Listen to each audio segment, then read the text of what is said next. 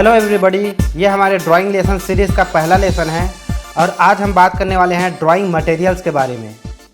और ये रहे ड्राइंग मटेरियल का लिस्ट। आज हम इस लिस्ट में दिए गए सारे मटेरियल्स के बारे में बात करेंगे और उसके यूज़ करने के टेक्निक और कौन से सरफेस या कौन से पेपर में यूज़ करना है, इन सारे चीज़ों के बारे में आज हम लोग बात करेंगे। बहुत सारे लोगों को ड्राइंग मटेरियल सेलेक्ट करने में बहुत दिक्कत होती है। वो सेलेक्ट नहीं कर पाते हैं कि उनके वर्क के लिए कौन सा मटेरियल सही होगा, क्योंकि अभी मार्केट में हर एक मटेरियल का बहुत सारा वेराइटीज़ अवेलेबल है, जिसके वजह से लोग कंफ्यूज हो जाते हैं। उनको ड्राइंग तो करना रहता है, लेकिन उनको पता ही नहीं रहता है कि उसके लिए उनको कौन सा शीट या कौन सा पेंसिल लेना है। और अगर कोई गलत वैरायटी का मटेरियल ले लेता है तो उनका टाइम भी बर्बाद हो जाता है, पैसा भी बर्बाद होता है और साथ में उनका मेहनत भी बर्बाद हो जाता है। इसलिए कोई भी मटेरियल लेने से पहले उनके बारे में सही नॉलेज का होना बहुत ज़रूरी है। वैसे ही हर मटेरियल के बहुत सारे वेराइटीज़ आते हैं, तो इन्हीं सारी चीज़ों के बारे में आज हम इस वीडियो में बात करेंगे।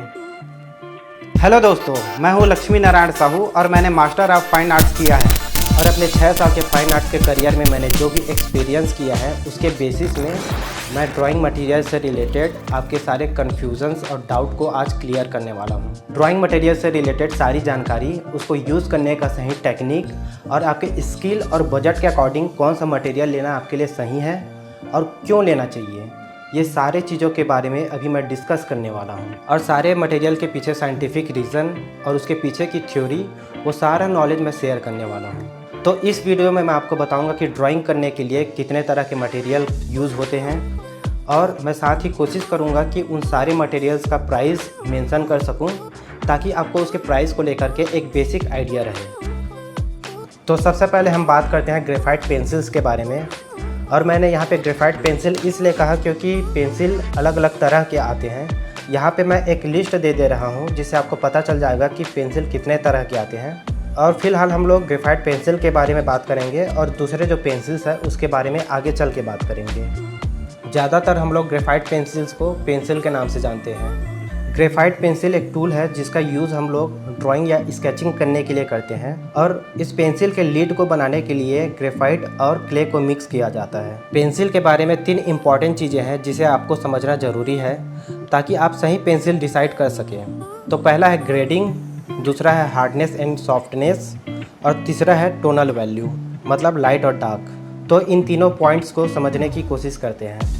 पेंसिल के ऊपर आपने कुछ नंबर देखे होंगे और ये नंबर उसके ग्रेडिंग को दर्शाते हैं। तो चलिए ग्रेडिंग को समझने की कोशिश करते हैं। इसमें 3 तरह की ग्रेडिंग होती है, H, HB और B, जिसमें H का मतलब होता है हार्ड, B का मतलब होता है ब्लैक और HB न्यूट्रल होता है, हार्ड ब्लैक।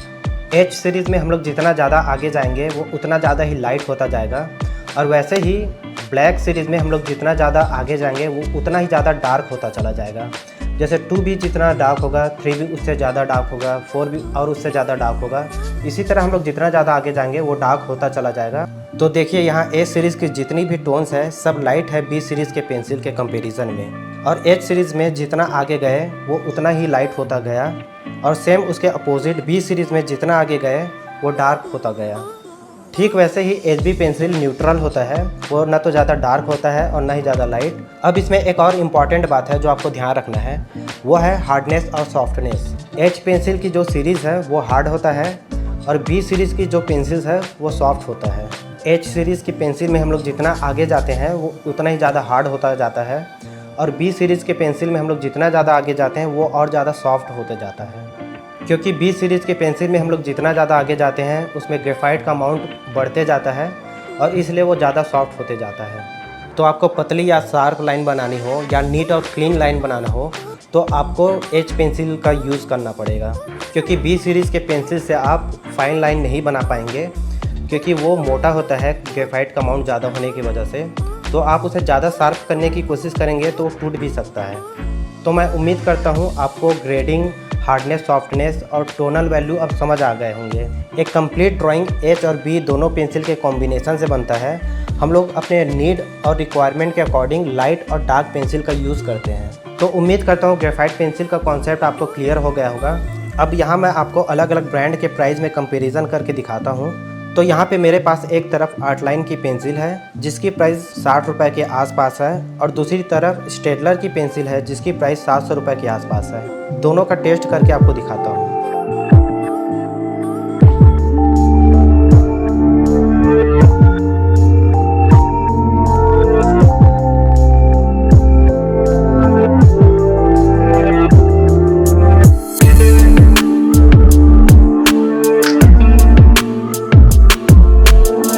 पे आप देख सकते हैं दोनों पेंसिल के टोन में ज़्यादा डिफरेंस नहीं है। दोनों पेंसिल से आप सेम तरह के रिजल्ट पा सकते हैं।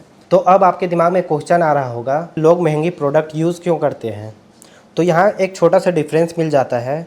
स्टेडलर के पेंसिल की क्वालिटी इसके कंपैरिजन में थोड़ा अच्छा होता है, मीन्स साफ करने के टाइम में टूटता नहीं है और थोड़ा सॉफ्ट चलता है, जिससे पेपर ख़राब नहीं होता है। और इसका पिगमेंट स्ट्रॉन्ग होता है, जिससे इसे टच करने पे इसका डस्ट कम निकलता है। तो बस ये एक छोटी सी डिफरेंस है। तो मैं आपको हाईली रिकमेंड करूंगा, अगर आप बिगिनर है या फिर आपका बजट कम है तो आप आर्टलाइन की पेंसिल यूज़ करें। स्टेडलर का यूज़ कमीशन वर्क या किसी स्पेशल ड्राइंग के केस में कर सकते हैं। इसके अलावा मेरे पास और भी बहुत वैरायटी की पेंसिल है। मेरा फेवरेट ग्रेफाइट पेंसिल ये ब्रूस्टो का फाइन आर्ट ग्रेफाइट पेंसिल है, क्योंकि ये बहुत सॉफ्ट है, बहुत सारे सेट्स में भी मिल जाता है और इसका प्राइस ओनली 350 रुपये के आसपास है। तो अब मैं आपको अपने ग्रेफाइट पेंसिल से बने कुछ आर्ट वर्क दिखाता हूँ।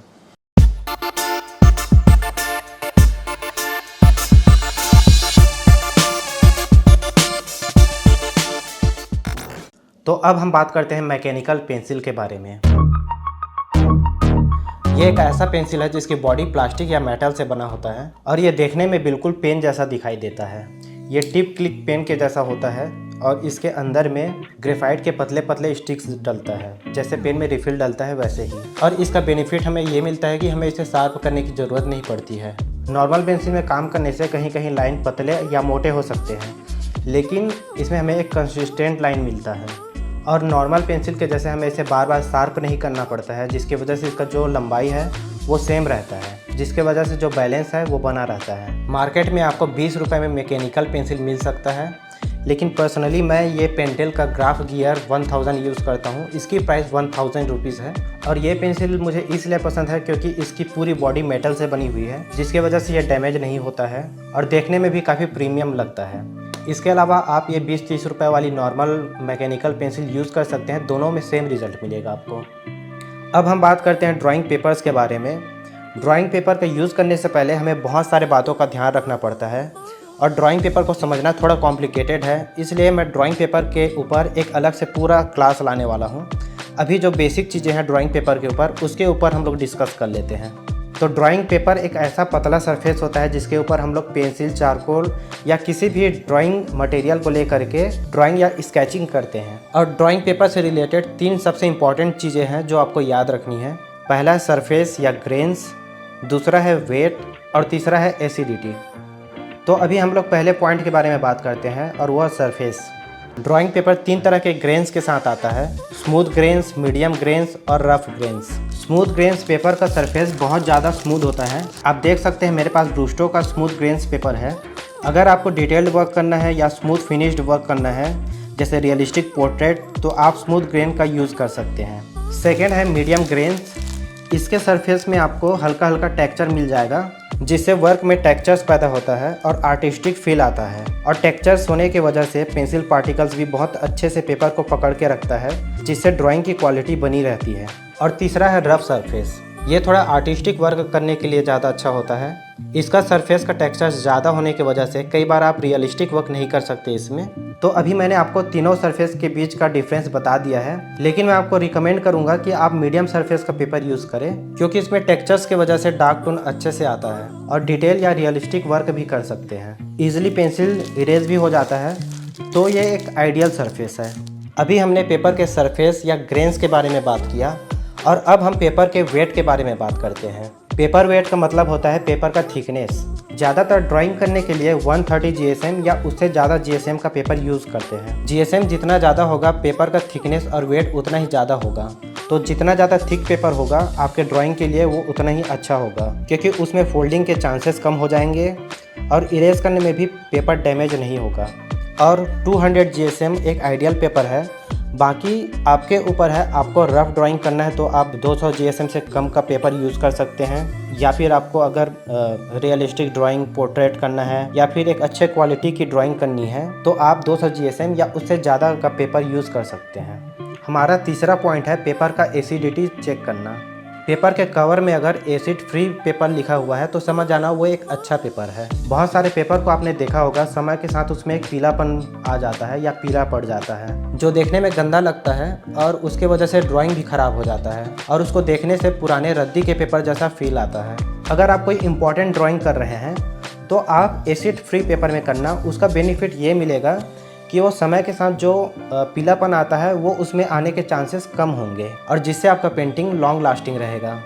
ओके फ्रेंड्स, तो अभी हमने पेपर से रिलेटेड सारे इंपॉर्टेंट पॉइंट के बारे में डिस्कस कर लिया है। अब मैं उम्मीद करता हूँ कि आपको पेपर सेलेक्ट करने के लिए कोई भी कन्फ्यूज़न नहीं होगा और आप अपने वर्क के लिए सही पेपर सेलेक्ट कर पाएंगे। मैं यहाँ पे आपको कुछ पेपर दिखा रहा हूँ जो मैं खुद यूज़ करता हूँ और मैं आपको सजेस्ट भी करूँगा कि आप ये पेपर यूज़ कर सकते हैं। तो ये है कार्ट्रेज शीट, जिसे ड्राइंग शीट भी बोलते हैं। ये ओनली 20 रुपये में मिलता है और ड्राइंग के लिए अच्छा होता है। कोई भी मीडियम आप इसमें यूज़ कर सकते हैं और ये 20 रुपये से 30 रुपये के बीच में आपको मिल जाएगा। तो अगर आप बिगनर है या आपका बजट कम है तो आपको महंगे पेपर में इन्वेस्ट करने की ज़रूरत नहीं है। ये अलग अलग फॉर्म्स में आता है, जैसे कि शीट के फॉर्म में, ड्राइंग पैड या स्केच पैड के फॉर्म में, जो कैरी करने में आसानी होती है। आप कहीं भी ले जा करके इसका यूज़ कर सकते हैं। साथ ही अगर आपको कोई बड़ा वर्क करना है जैसे कि 4 बाई 6 फीट के साइज में, तो इसके लिए ड्राइंग पेपर का रोल आता है, तो आप अपने हिसाब से उसको कटिंग करके वर्क कर सकते हैं। इरेज़र तो आप सबको पता ही होगा, आप सब बचपन से यूज़ कर रहे होंगे करेक्शन के लिए। लेकिन मैं आप लोगों को बता दूं कि इरेज़र का यूज़ सिर्फ करेक्शन के लिए नहीं किया जाता है, बल्कि टेक्सचर्स बनाने के लिए या फिर हाईलाइट करने के लिए भी इरेज़र का यूज़ किया जाता है। फिलहाल इरेज़र कितने प्रकार के होते हैं ये हम जान लेते हैं। तो सबसे पहला है रबर इरेज़र। इसके बारे में आप सभी लोग जानते ही होंगे। ये रबर से बना हुआ है जिसे हम लोग बचपन से अभी तक यूज़ करते आए हैं। जैसे नटराज या अप्सरा का जो नॉन डस्ट इरेज़र आता है वो रबर इरेज़र होता है और इसकी प्राइस भी आपको 5-6 रुपये के आसपास ही मिल जाएगा, ज़्यादा महंगी नहीं होती है ये। और दूसरा है प्लास्टिक इरेज़र। ये थोड़ा प्रीमियम क्वालिटी का इरेज़र होता है, रबर इरेज़र के जैसा ही होता है, लेकिन ये उससे हार्ड होता है और इसमें डस्ट भी कम निकलता है, जिससे ड्राइंग में फ्रेशनेस बना रहता है। और इसका कॉस्ट रबर इरेज़र से थोड़ा ज़्यादा होता है, ये 20-25 रुपये के आसपास आता है। और तीसरा है नीडेड इरेज़र। इसे पुट्टी रबर के नाम से भी जाना जाता है। ये काफ़ी सॉफ्ट होता है, इसलिए इसे हम लोग अपने ज़रूरत के हिसाब से इसके शेप को चेंज कर सकते हैं। ज़्यादातर इसका यूज़ उस जगह में किया जाता है जहाँ पेंसिल ग्रेफाइट का अमाउंट ज़्यादा हो जाता है, तो इसके हेल्प से अनवांटेड ग्रेफाइट को हटाया जाता है। और ये बबल गम की तरह होता है, तो इसको कोई भी शेप देके इसका यूज़ ड्राइंग में टेक्सचर बनाने के लिए कर सकते हैं। चौथा है इरेज़र पेंसिल्स। इसका शेप पूरी तरह पेंसिल की तरह होता है, बस ग्रेफाइट के जगह में इरेज़र लगा होता है। पांचवा है पेन इरेज़र। ये बिल्कुल किसी पेन की तरह होता है, लेकिन इसका रिफिल्स इरेज़र से बना होता है, जो पेन की तरह ही इसके टिप को प्रेस करने से बाहर आता है। और इसके रिफिल्स को भी चेंज किया जा सकता है। स्पेशली मुझे ये इरेज़र बहुत पसंद है, टोम्बो का इरेज़र मुझे बहुत पसंद है। मैं इसका यूज़ हाईलाइट करने के लिए या क्लॉथ में टेक्सचर्स बनाने के लिए या फिर हेयर वगैरह बनाने के लिए यूज़ करता हूँ। अब इसके बाद हम लोग बात कर लेते हैं इलेक्ट्रिक इरेज़र के बारे में। ये पेन इरेज़र जैसा होता है, लेकिन ये अपने एक यूनिक काम के लिए जाना जाता है और वो है रोटेशन। इसके अंदर मोटर लगा होता है जो बैटरी से चलता है। इसमें एक बटन होता है जिसे प्रेस करने पे इरेज़र का लीड घूमने लगता है, जिससे बहुत डार्क सरफेस में भी इजीली इरेज हो जाता है। इसके भी रिफिल्स को चेंज किया जा सकता है। ज़्यादातर इसमें पतला और मोटा 2 तरह के रिफिल्स मिलता है, लेकिन इसके कुछ डिसएडवांटेजेस भी है जिसे हम लोग जान लेते हैं।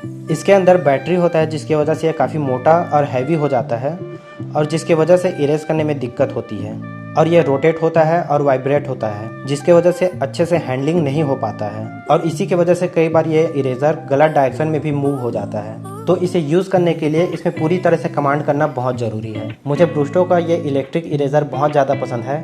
ये एक यूनिक काम कर सकता है जो दूसरा कोई भी इरेज़र नहीं कर सकता, और वो डॉट बनाना। देखिए कितने ईजिली तरीके से हम इससे डॉट भी बना सकते हैं और साथ ही इसका यूज़ हम लोग हाईलाइट करने के लिए कर सकते हैं। इसलिए मुझे ये इलेक्ट्रिक इरेज़र बहुत ज़्यादा पसंद है। तो ये थे इरेज़र्स के कुछ टाइप्स। इसके अलावा भी कुछ और इरेज़र्स है जो मैंने इंक्लूड नहीं किया है क्योंकि वो उतना ज़्यादा ज़रूरी नहीं है और कहीं यूज़ भी नहीं होता है, तो मैंने उसे इंक्लूड नहीं किया है। तो मैंने आपको इतने सारे इरेज़र्स के टाइप्स बता दिए, कंफ्यूज होने की ज़रूरत नहीं है। अगर आप कोई नॉर्मल ड्राइंग या स्केच करते हैं तो आपको इनमें से कोई भी इरेज़र यूज़ करने की ज़रूरत नहीं है। बस आप जो रबर इरेज़र होता है ये वाला, जो अप्सरा का मिलता है 5 रुपये वाला, आप इसका यूज़ करके एक अच्छा ड्राइंग बना सकते हैं। मैं खुद अभी भी ये 5 रुपये का ही इरेज़र यूज़ करता हूँ ड्राइंग के टाइम पे। बस स्पेशल केसेस में जहाँ पे मुझे हाईलाइट करना है या फिर टेक्सचर्स बनाना है, उन्हीं जगहों में मैं ये दूसरे जो इलेक्ट्रिक इरेज़र या फिर पेन इरेज़र है इन सब का यूज़ करता हूँ। तो इरेज़र में आपको ज़्यादा इन्वेस्ट करने की अभी ज़रूरत नहीं है, आप ये 5 रुपये के इरेज़र से काम कर सकते हैं। पेंसिल को ज़्यादातर 3 चीज़ों से शार्प किया जाता है, शार्पनर, स्क्रैपर और सैंड पेपर से। ज़्यादातर हम स्क्रैपर के हेल्प से पेंसिल शार्प करते हैं, क्योंकि इससे हम अपने नीड के अकॉर्डिंग लीड्स के पॉइंट्स को पतला या मोटा रेडी करते हैं। शार्पनर में करने से टूटने का डर रहता है, तो इसके लिए भी आपको ज़्यादा इन्वेस्ट करने की ज़रूरत नहीं है। 5 रुपये तक में अच्छे से अच्छा शार्पनर आपको मिल जाएंगे। मैं अप्सरा के शार्पनर सजेस्ट करूँगा, जो 3 से 5 रुपये के बीच में मिल जाता है, और 10 रुपये के स्क्रैपर से आपका पूरा काम हो सकता है। इसके अलावा इलेक्ट्रिक शार्पनर भी आता है। और हाँ, स्क्रैपर का यूज़ ओनली शार्पनिंग के लिए नहीं होता है, बल्कि उससे पेपर कटिंग या कैनवास कटिंग के लिए भी यूज़ किया जाता है। चारकोल ड्राइंग का एक इम्पॉर्टेंट और पॉपुलर मीडियम है। ये पेंसिल की तरह होता है, लेकिन इसका शेड्स बहुत ज़्यादा डार्क होता है, एकदम ब्लैक होता है। ग्रेफाइट पेंसिल की तरह चारकोल भी बहुत सारे फॉर्म्स में आता है। जनरली चारकोल को बनाने के लिए अंगूर की टहनी को फिक्स डिग्री में जलाया जाता है, और उसके बाद जो जला हुआ कोयला बचता है उसे हम चारकोल के रूप में यूज़ करते हैं। स्पेशली मुझे चारकोल बहुत ज़्यादा पसंद है, और मैं पेंसिल से ज़्यादा चारकोल में ड्राइंग करना पसंद करता हूँ, क्योंकि इसमें लास्ट टोन एकदम डार्क मतलब ब्लैक तक पहुँचा जा सकता है। और आप देख सकते हैं मेरे पास चारकोल के इतने सारे वेराइटीज़ अवेलेबल हैं, आप किसी भी ड्राइंग पेपर में इसका यूज़ कर सकते हैं। तो चलिए अब हम इसके डिफरेंट फॉर्म्स के बारे में बात कर लेते हैं। तो सबसे पहले हम लोग विलो चारकोल के बारे में बात करेंगे। ये अंगूर के टहनी से बनी हुई पतली पतली स्टिक्स होती है, और ये बहुत ज़्यादा सॉफ्ट होती है, इस वजह से इसे ब्लेंड करने में ज़्यादा दिक्कत नहीं होती है। तो अब हम चारकोल पाउडर के बारे में बात कर लेते हैं। विलो चारकोल के स्टिक्स को अच्छे से ग्राइंड करके उसका पाउडर बना लिया जाता है, जिसे हम लोग चारकोल पाउडर के नाम से जानते हैं। इसे शेडिंग के लिए ब्रश, फिंगर या दूसरे टूल से पेपर में ब्लेंड करके बहुत अच्छा और स्मूथ रिजल्ट पाया जा सकता है। मुझे ब्रूस्टो की ये चारकोल पाउडर बहुत पसंद है, जिसकी प्राइस 330 रुपीज़ है। और हाँ, आप भी विलो चारकोल को ग्राइंड करके चारकोल पाउडर बना सकते हैं, आपको ख़रीदने की ज़रूरत नहीं है। तो दोस्तों, अब हम चारकोल के तीसरे टाइप के बारे में बात करते हैं, और वो है कंप्रेस्ड चारकोल। चारकोल पाउडर को वैक्स या गम के साथ मिक्स करके उसे स्टिक का फॉर्म दिया जाता है। चारकोल पाउडर को कंप्रेस करके स्टिक बनाया जाता है, इसलिए इसे कंप्रेस्ड चारकोल बोलते हैं। इसके भी ग्रेफाइट पेंसिल की तरह ही 3 अलग अलग फॉर्म है, सॉफ्ट, मीडियम और हार्ड, और इसे यूज़ करने का टेक्निक भी सेम विलो चारकोल जैसा ही होता है। आप चाहे तो इसे पानी के साथ मर्ज करके भी यूज़ कर सकते हैं। और अब हम बात करते हैं चारकोल पेंसिल के बारे में। ये दिखने में तो सेम ग्रेफाइट पेंसिल की तरह होती है, लेकिन इसमें ग्रेफाइट के जगह पे चारकोल होता है, और ये भी सॉफ्ट, मीडियम और हार्ड तीनों फॉर्म्स में आता है। और अब हम बात करते हैं व्हाइट चारकोल के बारे में। ये व्हाइट कलर की चारकोल पेंसिल होती है, लेकिन मुझे इसे चारकोल पेंसिल कहना सही नहीं लगता है, क्योंकि इसको बनाने के लिए चारकोल का यूज़ ही नहीं होता है। इसके लीड को बनाने के लिए चौक जैसा मटेरियल यूज़ होता है इसमें, लेकिन ये व्हाइट चारकोल के नाम से सेल होता है, इसलिए मैंने भी इसे चारकोल के कैटेगरी में रखा है। तो दोस्तों, इसके बाद और भी चारकोल के कुछ कुछ फॉर्म्स हैं, लेकिन वो उतना ज़्यादा इम्पॉर्टेंट नहीं है, इसलिए हम उसे इस टॉपिक में कवर नहीं करेंगे। तो चारकोल का टॉपिक यहीं पे ख़त्म होता है। तो अब हम बढ़ते हैं अगले मटेरियल की तरफ और बात करते हैं आप सबके फेवरेट कलर पेंसिल के बारे में। मुझे नहीं लगता कि कलर पेंसिल के बारे में ज़्यादा कुछ बताने की ज़रूरत है।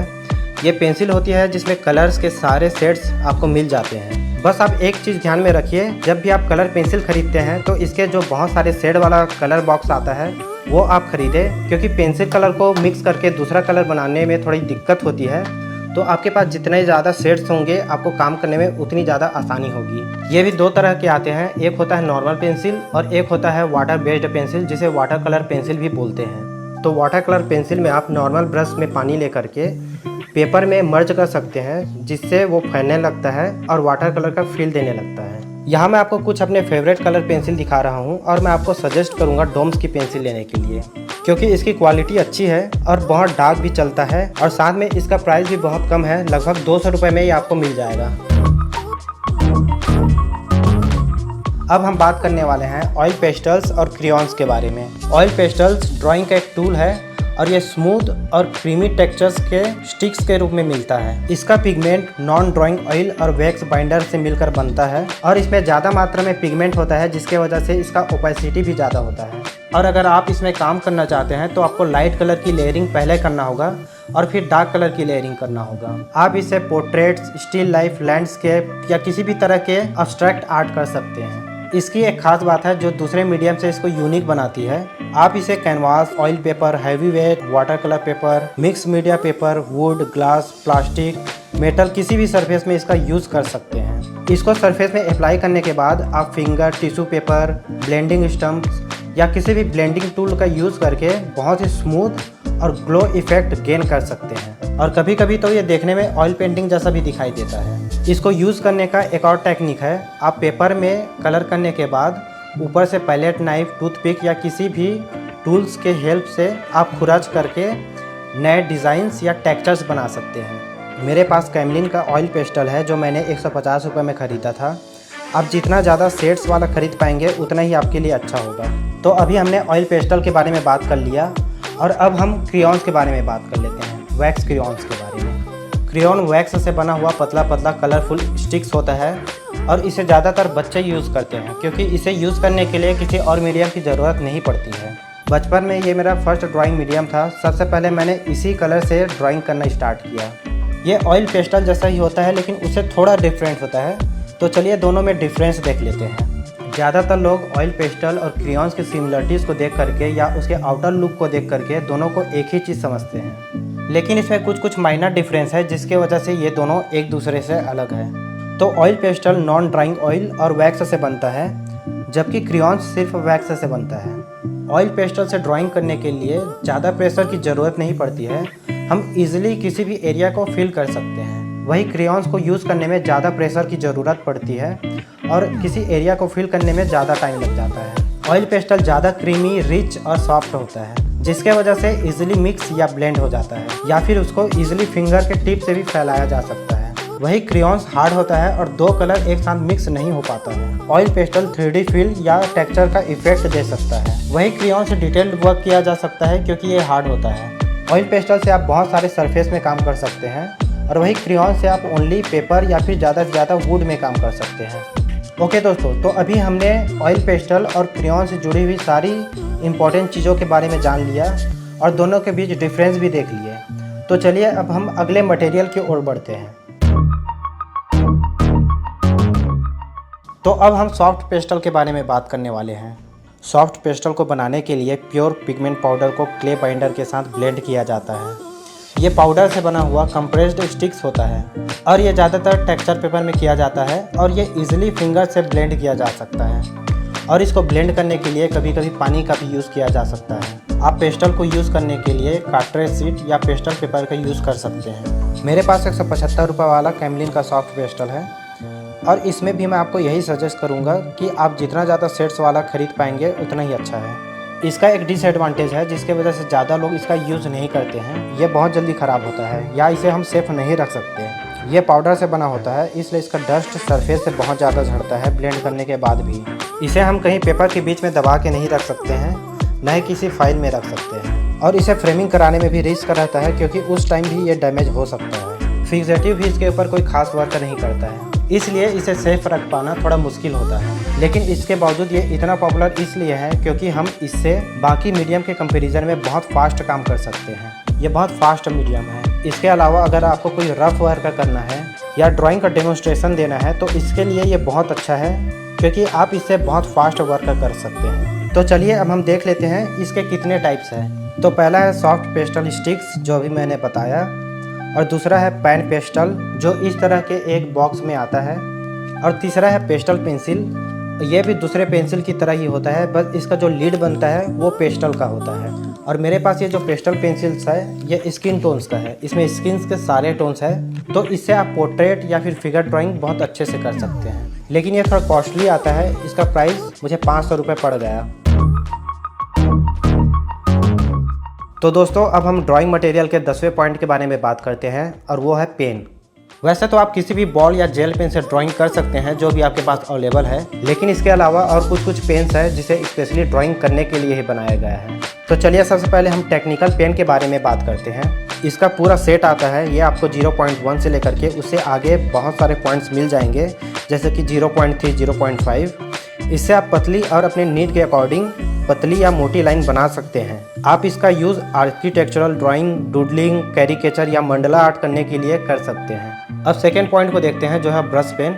जैसा कि नाम से ही पता चल रहा है, ब्रश पेन, इसकी पूरी बॉडी पेन जैसा होता है, बस इसका जो नीब है ये ब्रश जैसा होता है, और जिसके वजह से हम इससे पतले और मोटे दोनों तरह के लाइंस बना सकते हैं। और ज़्यादातर ये कैरिकेचर और स्केचिंग के लिए यूज़ होता है। और अब हम बात करते हैं फाउंटेन पेन के बारे में। आप सभी ने फाउंटेन पेन के बारे में कहीं ना कहीं सुना होगा और किसी न किसी को यूज़ करते देखा होगा। पहले के लोग उसे राइटिंग के लिए यूज़ करते थे। इस पेन में अलग से इंक डाला जाता है और इसके निब्स को भी चेंज किया जा सकता है, जिससे हमें पतला और मोटा सभी तरह के लाइंस मिल जाते हैं। और अब हम बात करते हैं डीप पेन के बारे में। यह भी फाउंटेन पेन के जैसा होता है, बस इसके हैंडल के बीच में होल नहीं होता है जैसा फाउंटेन पेन में होता है। इसे डायरेक्टली इंक में डुबा करके इसका यूज़ किया जाता है और इसका यूज़ कार्टूनिंग और ड्राइंग के लिए किया जाता है। इससे भी आप काफ़ी अच्छे ड्राइंग कर सकते हैं। और अब हम बात करते हैं मार्कर पेन या स्केच पेन के बारे में। ये कलरफुल शेड्स के पेन होते हैं। इसके अंदर स्पंजी रिफिल्स होता है जिसमें इंक होता है, और मुझे लगता है कि आप सबने बचपन में स्केच पेन का यूज़ किया ही होगा। और अब आगे बढ़ते हैं आखिरी पेन की तरफ, और वो है वाइट इंक पेन। ये वाइटनर के जैसा होता है और इसमें वाइट ओपेक इंक डलता है, तो आप किसी भी कलरफुल सरफेस के ऊपर इसका यूज़ कर सकते हैं। ड्राइंग में ज़्यादातर इसका यूज़ हाईलाइट करने के लिए या फिर हेयर वगैरह में साइन बनाने के लिए किया जाता है। ये छोटे छोटे बारीकियों वाले काम करने के लिए अच्छा होता है, जैसे कि मंडला आर्ट है या फिर कोई मिनिएचर आर्ट है। और मैंने तो कभी इसका यूज़ नहीं किया है क्योंकि मुझे कभी ज़रूरत ही नहीं पड़ी। और अब हम बात करते हैं ड्राइंग मटेरियल के 11वें पॉइंट के बारे में, और वो है फिक्सेटिव। आपने देखा होगा पेंसिल, चारकोल या सॉफ्ट पेस्टर से काम करने के बाद उसे फिंगर से टच करने पे उसका जो पेंसिल पार्टिकल है वो फिंगर में चिपक जाता है, जिससे पेंटिंग डैमेज होता है, या उसके ऊपर कुछ रखने से या फिर उसे बुक या फाइल में दबाने से भी उसका सरफेस खराब होता है। तो ऐसे केस में फिक्सेटिव प्रोटेक्टिंग गार्ड के रूप में काम करता है। फिक्सेटिव एक लिक्विड सॉल्यूशन है। ये हमारे किसी भी मीडियम से बने ड्राइंग को बिखरने, स्मजिंग और फेड होने से बचाता है। यह सूटेबल रेजिंग का सॉल्यूशन होता है और ड्राइंग के सरफेस को फिक्स करने के लिए इसका यूज़ किया जाता है। यह आपको लिक्विड या स्प्रे फॉर्म में मिल सकता है। लिक्विड फॉर्म को आप किसी भी सॉफ्ट ब्रश से हल्के हल्के अप्लाई कर सकते हैं और स्प्रे को 1 फीट की दूरी से स्प्रे कर सकते हैं।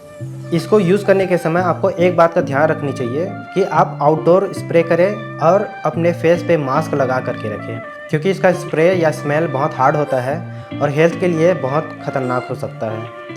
और इसे सरफेस में अप्लाई करने के बाद या स्प्रे करने के बाद आपको आधे घंटे तक इसको बाहर में ही सुखा करके रखना है। उस बीच में आपको इसको छूना नहीं है, क्योंकि उस समय पेपर गीला रहता है और छूने से ड्राइंग ख़राब हो सकती है। तो इसलिए आपको इसको अच्छे से सूखने देना है। तो दोस्तों, अब हम बात करते हैं अपने 12वें आर्ट मटेरियल के बारे में, जो है drawing board. Drawing board would, metal या प्लास्टिक से बना फ्लैट सरफेस होता है, जिसके ऊपर हम अपने ड्राइंग पेपर रख करके वर्क करते हैं। हमें ड्राइंग करने के लिए किसी न किसी अच्छे फ्लैट सरफेस की ज़रूरत होती है। ड्राइंग बोर्ड इन्हीं सारे बातों को ध्यान में रख के बनाया जाता है। आप किसी भी फर्नीचर वाले के पास जा कर के मोटे कार्डबोर्ड या फिर प्लाई से अपने ज़रूरत के हिसाब से बड़ा या छोटा बोर्ड बनवा सकते हैं। मेरे पास 3-4 अलग अलग साइज में बोर्ड रखे हुए हैं, जैसे कि 2 बाई 3 फीट का बोर्ड। और ये जो 2 बाई 3 फीट का बोर्ड है, ये आराम से आपको 150 से 200 रुपये के बीच में किसी भी फर्नीचर वाले के पास बन जाएगा। अब हम बात करने वाले हैं ब्लेंडर्स के बारे में। ब्लेंडर वो टूल होता है जिससे हम अपने ड्राइंग या स्केचिंग के स्ट्रोक, शेड या टोन को ब्लेंड या मर्ज करने के लिए यूज़ करते हैं। इससे ड्राइंग में सॉफ्टनेस और स्मूथनेस आता है। ज़्यादातर इसका यूज़ रियलिस्टिक ड्राइंग करने के लिए किया जाता है, क्योंकि इससे लाइट और शेड काफ़ी अच्छे से गेन हो पाता है और 2 टोन के बीच में जो मिसिंग टोन होता है उसे काफ़ी अच्छे से मेंटेन करता है। अब हम ब्लेंडर्स के टाइप्स को देख लेते हैं। तो पहला पॉइंट है फिंगर टिप। आप ब्लेंडिंग करने के लिए अपने फिंगर टिप का भी यूज़ कर सकते हैं और आपने कभी ना कभी किया भी होगा। सेकेंड पॉइंट है पेपर या क्लॉथ। तो आप पेपर जैसे कि टिश्यू पेपर या फिर किसी भी तरह के सॉफ्ट पेपर या फिर सॉफ्ट क्लॉथ के लेकर के भी ब्लेंडिंग कर सकते हैं। और तीसरा है ब्लेंडिंग स्टम्प्स। ये पेपर को टाइटली फोल्ड करके बनाया गया स्टिक्स होता है, जिसके पॉइंट पेंसिल की तरह शार्प होता है और यह देखने में क्रिकेट में खेले जाने वाले स्टंप की तरह दिखाई देता है। और ये अलग अलग साइज में भी आता है, जैसे कि पतला, मोटा, सभी तरह के साइज में आता है। और अब हम चौथे पॉइंट के बारे में बात करते हैं, जो है ब्लेंडिंग ब्रशेस। ये पेंटिंग ब्रश से थोड़ा सॉफ्ट होता है और इसे ब्लेंडिंग करने के लिए ही यूज़ किया जाता है। आप सिंथेटिक ब्रश से भी ब्लेंड कर सकते हैं, बस आपको ये ध्यान में रखना होगा कि उसके जो बाल है वो सॉफ्ट हो। इसके अलावा आप मेकअप ब्रश का भी यूज़ कर सकते हैं। ये बेस्ट ऑप्शन होगा क्योंकि इसकी प्राइस बहुत कम होती है जो मार्केट में ड्राइंग ब्रश मिलता है उससे। और ये मैंने मेकअप ब्रश रखा हुआ है, मैं ब्लेंडिंग मेकअप ब्रश से ही करता हूँ। और 5वां पॉइंट है ईयरबड्स। तो आप ईयरबड्स का यूज़ करके भी ब्लेंडिंग कर सकते हैं। कभी कभी एक छोटे स्पेस को ब्लेंड करना होता है, तो ऐसे टाइमिंग में आप ईयरबड्स का यूज़ कर सकते हैं। तो दोस्तों अब हम बात करते हैं अपने ड्राइंग मटेरियल के सबसे आखिरी मटेरियल के बारे में, और वो है ईज़ल। आपने महसूस किया होगा जब भी आप टेबल में रख करके कोई भी ड्राइंग करते हैं तो आपको बहुत दिक्कत होती होगी। अगर ड्राइंग छोटा है जैसे कि A3 साइज़ में है या फिर A4 साइज़ में है तब तो कोई दिक्कत नहीं है, लेकिन अगर आप फुल शीट साइज़ में ड्राइंग करते हैं या फिर उससे बड़े साइज़ में ड्राइंग करते हैं तो फिर टेबल में ड्राइंग करते बनता नहीं, क्योंकि हमारा हाथ ज़्यादा दूर तक पहुँचता नहीं है और हमें जो इसका सरफेस है वो भी प्रॉपर सही तरीके से दिखाई नहीं देता है। तो इसके वजह से ड्राइंग करने में बहुत दिक्कतें आती है और हम लोग ऐसे बड़े बड़े ड्राइंग्स को ज़मीन में बिछा करके भी काम नहीं कर पाते हैं। तो ऐसे केसेस में ड्राइंग ईज़ल की ज़रूरत पड़ती है। ईज़ल एक तरह का स्टैंड होता है जो स्पेशली ड्राइंग या पेंटिंग करने के लिए बनाया जाता है। इसमें आपके ड्राइंग बोर्ड को रखने के लिए स्पेशल सेक्शन दिया जाता है जिसे आप अपने ज़रूरत के हाइट में एडजस्ट कर सकते हैं। पीछे सपोर्ट के लिए एक स्ट्रॉन्ग लकड़ी भी बेस के लिए होता है। जब भी आपको ईज़ल लेना हो तो आप एक स्ट्रॉन्ग और अच्छा ईज़ल ही खरीदिए। और आप ये चेक कर ले कि जो ईज़ल है वो प्रेशर अप्लाई करने से हिल डुल तो नहीं रहा है, क्योंकि अगर वो स्ट्रॉन्ग नहीं होगा तो आप बिल्कुल भी उसमें वर्क नहीं कर पाएंगे और आपका पूरा पैसा बर्बाद हो जाएगा। मैंने 2 ईज़ल खरीदा था और वो दोनों पतले मेटल का था और वो दोनों अभी के टाइम में मेरे लिए यूजलेस है। मैं कभी उसमें एक भी अच्छे से ड्राइंग कर ही नहीं पाया। इसलिए आप किसी भी कारपेंटर के पास जा कर के वुडन ईज़ल बनवा सकते हैं, या फिर आपको अगर ख़रीदना ही है तो आप वुडन ईज़ल खरीदिए जो स्ट्रॉन्ग हो। लेकिन हाँ, अगर आप वुडन ईज़ल खरीद रहे हैं तो आपको वो काफ़ी ज़्यादा कॉस्टली पड़ सकता है, क्योंकि मैंने ऑनलाइन देखा है जो 3000 से 5000 के बीच में ईज़ल्स आते हैं वुडन वाले, वो उतना ज़्यादा स्ट्रांग नहीं होता है और उसमें ज़्यादा कुछ नहीं दिया रहता है जिससे हम लोग अच्छे ड्राइंग कर सकें। और जो अच्छे क्वालिटी के और अच्छे ईज़ल्स होते हैं जो ड्राइंग के लिए परफेक्ट बना होता है उसका कॉस्ट बहुत ज़्यादा होता है। तो अगर आप ईज़ल में इन्वेस्ट करना ही चाहते हैं तो आपको कॉस्टली ईज़ल खरीदना ही पड़ेगा। इसलिए मैं आपको यही सजेस्ट करूंगा कि आप किसी कारपेंटर या बढ़ई के पास जा करके अपना ईज़ल बनवा लें। तो दोस्तों, ड्राइंग लेसन सीरीज़ के पहले लेसन में मैंने आपको ड्राइंग मटेरियल से रिलेटेड वो सारी चीज़ें बताया जो अभी तक मैंने फाइन आर्ट की डिग्री से सीखा है, या किसी बुक या इंटरनेट से देखा हुआ है, या मेरा खुद का जो पर्सनल एक्सपीरियंस रहा है उसके आधार पे मैंने डेटा कलेक्ट किया है और ये एक कंप्लीट वीडियो बनाया है। तो मैं ये उम्मीद करता हूँ कि आपके ड्राइंग मटेरियल से रिलेटेड सारे कन्फ्यूजन्स दूर हो गए होंगे और आपके पास इतना नॉलेज आ गया होगा कि आप अपने नीड के हिसाब से मटेरियल खरीद सकें। और अब आपको ब्रांड सेलेक्ट करने में दिक्कत नहीं होगी और आप अपने और दूसरों के लिए भी सही प्रोडक्ट सेलेक्ट कर पाएंगे। तो अगर आपको इस वीडियो से थोड़ी सी भी नॉलेज मिली होगी तो आप इसे लाइक कीजिए, अपने दोस्तों के साथ शेयर कीजिए और सब्सक्राइब करें। ये हमारा पहला लेसन था और इसके बाद अभी और बहुत सारे लेसन्स हैं जो स्टेप बाय स्टेप मैं लेके आते जाऊंगा। और एक ऐसा टाइम भी आएगा जब आप रियलिस्टिक पोर्ट्रेट बना पाएंगे, वो भी प्रोफेशनल लेवल का। और जो हमारा नेक्स्ट लेसन होगा वो होगा लाइन के ऊपर। अभी आपको सुनने में थोड़ा अजीब लगा होगा कि लाइन के ऊपर एक पूरा लेसन कैसे हो सकता है, लेकिन सच बताऊं तो ड्राइंग में लाइन सबसे इम्पॉर्टेंट होता है। ये आपका बेसिक होता है। अगर आपने लाइन पे कमांड कर लिया तो आप ड्राइंग बहुत आसानी से कर सकते हैं। तो मैं आपको थ्योरी और प्रैक्टिकल दोनों बताऊंगा जिससे आप प्रोफेशनल लेवल का ड्राइंग कर पाएंगे। और दोस्तों, आपको तो पता ही होगा कि एक वीडियो बनाने में कितना ज़्यादा मेहनत लगता है। इतना सारा स्क्रिप्टिंग करना पड़ता है, लाइट और कैमरा सेटिंग करना पड़ता है और इसके बाद वीडियो रिकॉर्डिंग और एडिटिंग भी खुद से ही करना पड़ता है ताकि मैं आपको सही नॉलेज शेयर कर सकूं। तो एक वीडियो बनाने के लिए काफ़ी मेहनत और टाइम लगता है। तो आप इस वीडियो के लिए एक लाइक, शेयर और सब्सक्राइब कर ही सकते हैं। तो दोस्तों, मिलते हैं नेक्स्ट वीडियो में अगले लेसन के साथ। तब तक के लिए कीप प्रैक्टिसिंग।